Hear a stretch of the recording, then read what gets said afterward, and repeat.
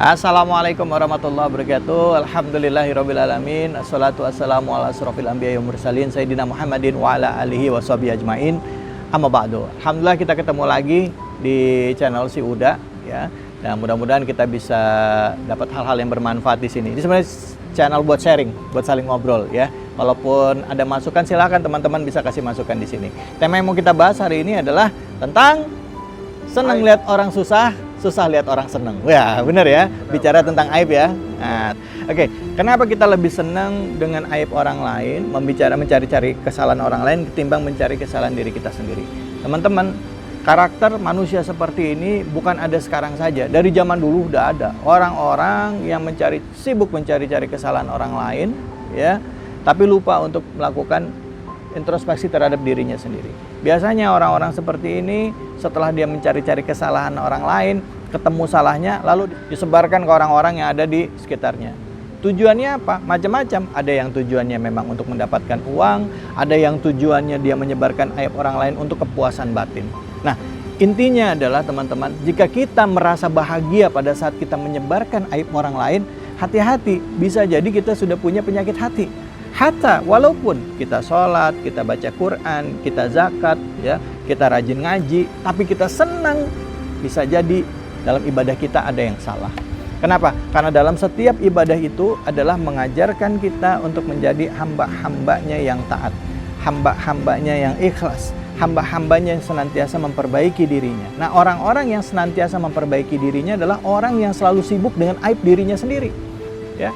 Setiap hari dia selalu beristighfar, memohon ampunan kepada Allah.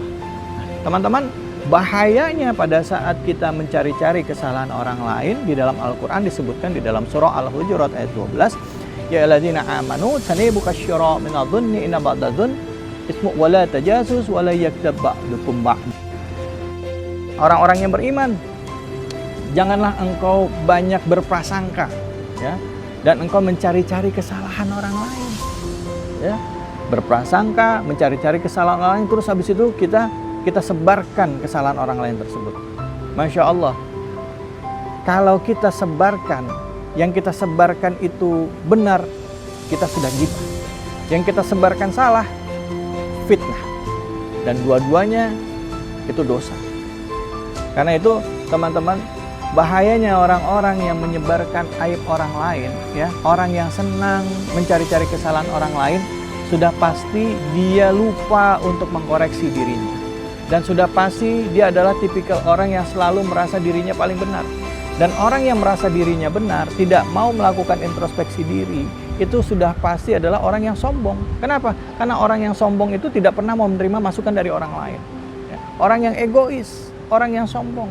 Sama seperti iblis.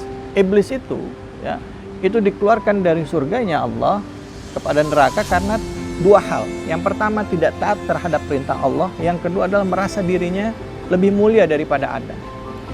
Ketidaktaatan iblis dan merasa dirinya lebih baik atau lebih mulia daripada Adam, itu adalah salah satu contoh kesombongan.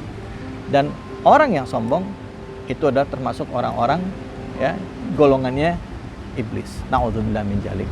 Karena itu teman-teman, gimana caranya supaya kita bisa menghindari diri kita dari melakukan kesalahan yang seperti disampaikan tadi, sibuk mencari-cari aib orang lain. Caranya satu teman-teman, sadari bahwa pada hakikatnya yang pertama, kita manusia adalah tempatnya salah dan kita pasti banyak keburukan di dalam diri kita. Ya, banyak melakukan introspeksi diri, banyak melakukan perenungan. Ya, pada saat kita selesai sholat, ingat semua apa yang sudah kita lakukan pada hari ini.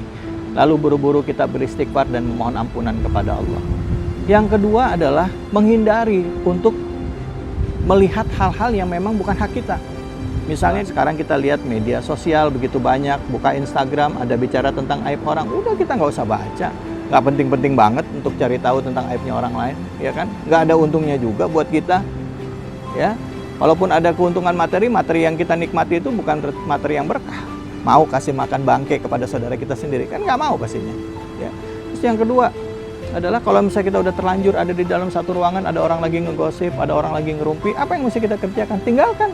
Kita nggak nyaman, tinggalin. Kecuali kalau emang kita di situ dan kita emang bisa kontrol diri kita untuk tidak ikut membicarakan atau mendengarkan hal tersebut.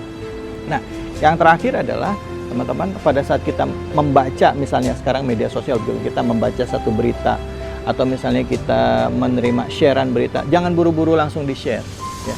Karena belum tentu apa yang kita dengar atau yang kita baca, yang kita lihat, apalagi sekarang media sosial semuanya gampang melalui sebuah handphone bisa dibagikan ya. Kalau ternyata yang dibagikan itu ternyata tidak benar, maka itu jadi fitnah. Nah, kalau fitnah itu bagaimana? Ya Allah, itu harga diri orang tersebut sudah kita gadaikan ya, kehormatan orang tersebut sudah kita gadaikan ya. Itu saya nggak tahu di neraka tuh bisa ditaruh di mana. Teman-teman sadar deh bahwa kita ini sebenarnya dimuliakan orang itu karena Allah menutup aib kita. Kalau Allah buka aib kita, selesai semuanya. Semulianya apapun kita dipikir oleh orang, atau semulia apapun saat ini kondisi kita atau keadaan kita, ingat, Allah yang mengizinkan. Tapi kalau Allah sudah izinkan untuk dibuka aib kita, na'udzubillah min dzalik. Karena itu banyak-banyak beristighfar, banyak-banyak memohon kepada Allah. Semoga kita senantiasa dijaga pandangan kita, pendengaran kita, dan hati kita untuk selalu banyak melakukan introspeksi diri dan melihat kesalahan kita untuk kita perbaiki, bukan mencari-cari kesalahan orang lain. Semoga yang singkat ini bermanfaat buat kita semua dan Allah ridho. Wabillahi taufiq wal hidayah. Wallahu muwaffiq ila aqwamit thoriq. Assalamualaikum warahmatullahi wabarakatuh.